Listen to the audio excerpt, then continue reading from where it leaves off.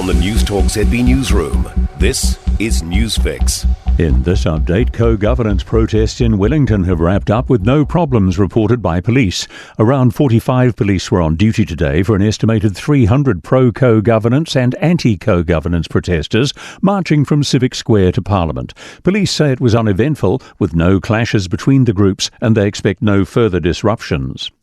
Labour has slammed National's plan to revoke the clean car discount. The National Party has promised to end the discount and the ute tax by the end of December, if elected, while installing more EV charging stations nationwide.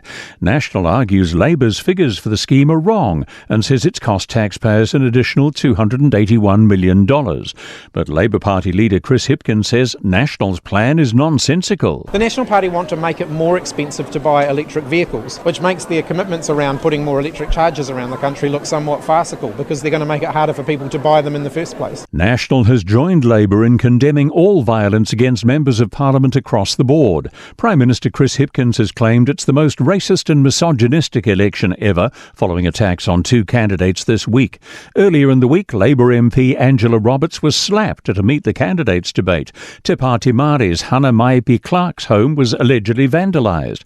National Party leader Chris Luxon says they've also referred some serious incidents to the police. I think it's important for all New Zealanders to understand that politicians are putting themselves forward. You may disagree with their politics, you may disagree with their policies, but we can disagree without being disagreeable.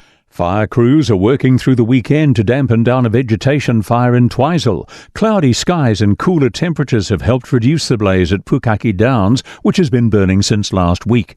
Fire and Emergency say the area is still 2,900 hectares with a perimeter of 38 kilometres. Helicopter crews have identified several hotspots and ground teams are working through them. That's news.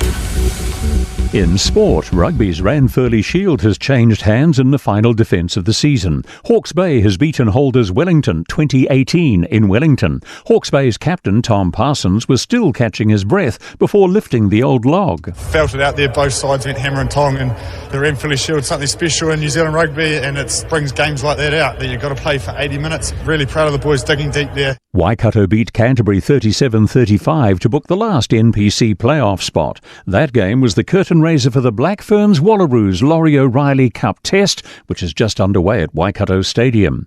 The Silver Ferns play England tonight in their Tiny Jamison Trophy Series decider. That's also in Hamilton from 7 o'clock. That's sport. I'm Joe Gilfillan. For more news, listen to Newstalk ZB live on iHeartRadio.